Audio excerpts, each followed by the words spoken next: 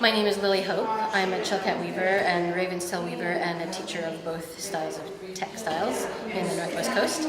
And we are standing in front of the Weavers Across the Waters robe. This robe was a brainchild of my mother, Clarissa Rizal, and a friend of hers, Susie Williams, who I think wove this square. Susie Williams, so she wove this little piece here. They were talking early in the year in 2016, and my mom said, well, what about like making a Granny Squares woven blanket? Wouldn't that be awesome? Do you think people would go for it? Do you think people would contribute to that? And then Susie and her were bouncing ideas off, and they said, well, what if it was called something that could go commemorate the dugout canoes that are kind of making a comeback? Can we bring this robe out whenever there's a dugout canoe that makes its maiden voyage?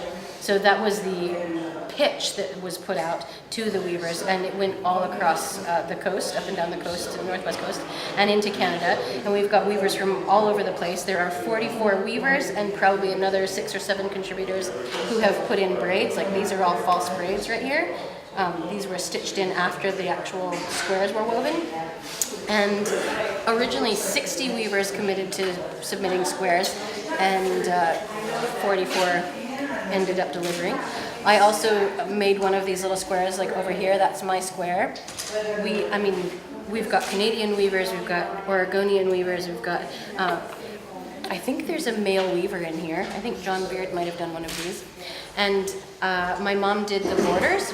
This is probably her favorite pattern, but she did it in all these wild colors, so it variegates, right, all the way down.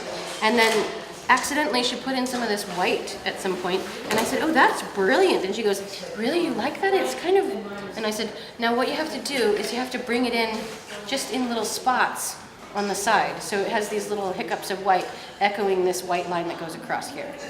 So that was my contribution there. But this robe is going to go live at the Longhouse Evergreen College and be in their permanent exhibit and be available for when another dugout canoe is made and makes its maiden voyage. It'll come up the coast wherever it needs to go and be placed on the shoulders of the dignitary. What's blanket is this? This is called, one of the weavers, Katrina Mitchell, titled this robe. My mother has been friends with Katrina forever, and she was like, I don't know what to call it because it's going to go on the water and it spans all these different weavers. What are we going to call it? And Katrina said, well, what about Weavers Across the Waters? So that's where this name came from, and thanks to Katrina for naming the robe. Yeah. Is this the one that was brought out at Glacier Bay? It was. Yeah. At the tribal house there? Yeah. Yeah. So yes. Oh, I should say that this robe originally came out and finished, or the little braids and stuff were stitched down and finished right before the grand opening of the tribal house in Glacier Bay in 2016 in August. And Wayne Price had traveled long distance in the boat and comes up on the shore, and Wayne and my mom are good friends. So my mom put this on his shoulders and he just bawled. And of course she was crying because this is the work of so many people and no one got paid for it, and it was really emotional for both of them. So then this past summer, after my mom passed away, I traveled to Whitehorse for the Attica Festival that happens, and Wayne Price had just finished another dugout canoe in partnership with the Tlingit Council up there. And I brought this robe, and as he was preparing to go to the water, I placed it on his shoulders again. So twice now it has launched a dugout canoe. We'll see where it goes next. Yeah, beautiful. And who's the little future weaver in Oh, there? this little one is Anastasia Clarissa, aptly named after my mother. Somewhere. Nice to meet you.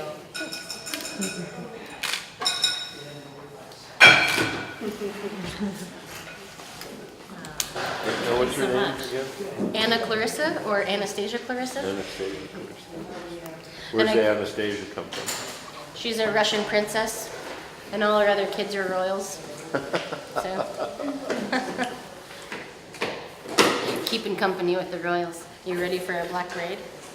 Okay, we're gonna go put a black braid in one of these weavings. Great, thank you. Thank you.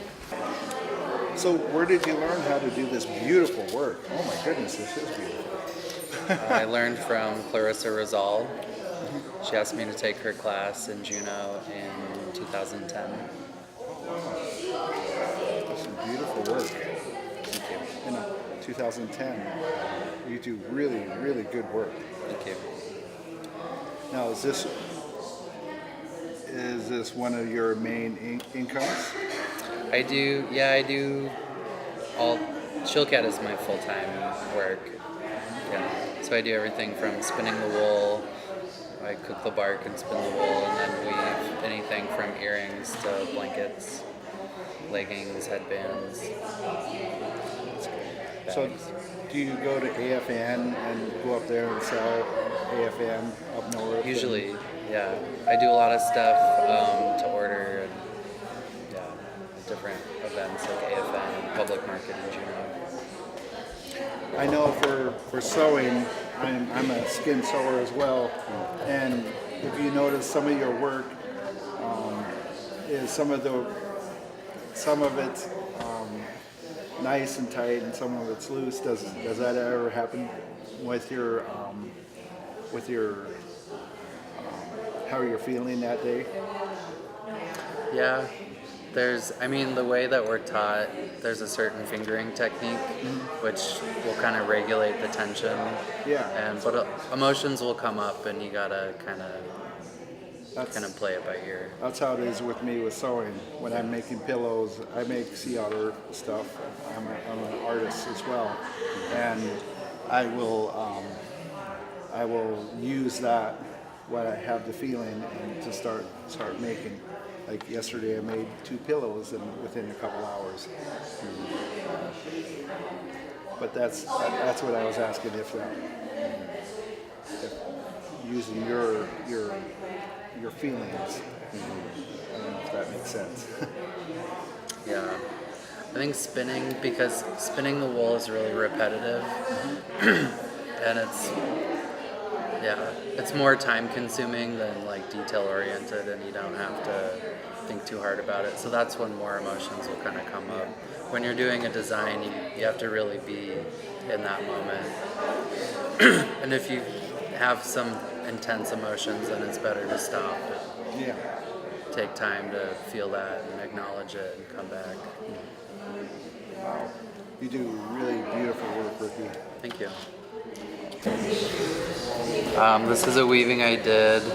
It'll be a purse, a chill cat purse.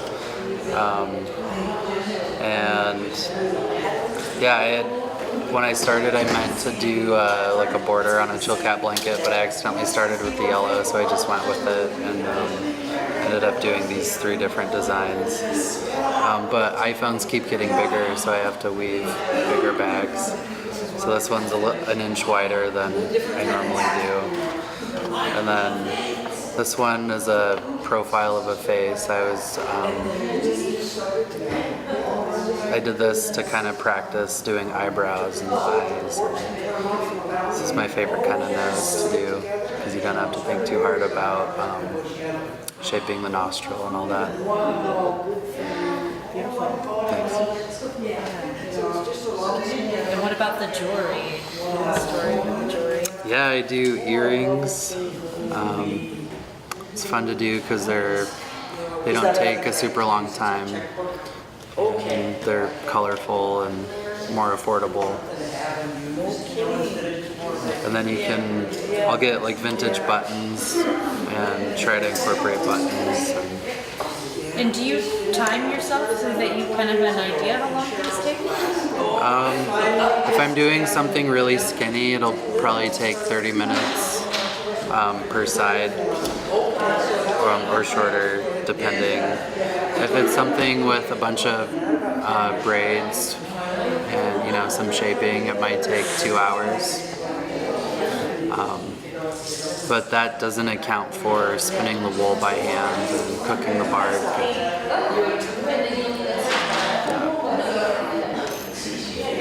Weaving. Yeah. It's hard to account for all the time because there's so many different steps. And then what's your process? Is this the board you use to make all your jewelry?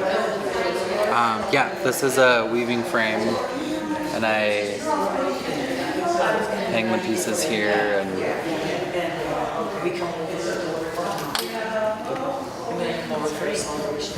Cool. Thank you. Oh, hey Sharon, I was wondering if you can explain to us what you're doing. I'm learning how to do raven's tail weaving. I've never done it before, so this is my first time. It was really something because, of course, And how does it feel like it's going? It was really difficult the first couple rows, but I think I'm finally getting the hang of it. How long have you been doing this so far? We started at 1 o'clock, I was so nervous. so I've only been doing this till a couple hours. Speaking, so you sounded So you need like 4 or 6 hours for one tail, then, right? I'll probably need the whole day to get a little further. And what happens to the tail when you're done? I have no idea. Like I said, this is the first time I've ever done this before.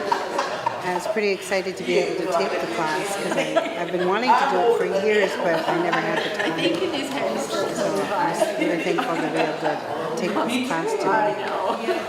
So like sewing, is that if it's looser or tighter, will that make a difference in the rows?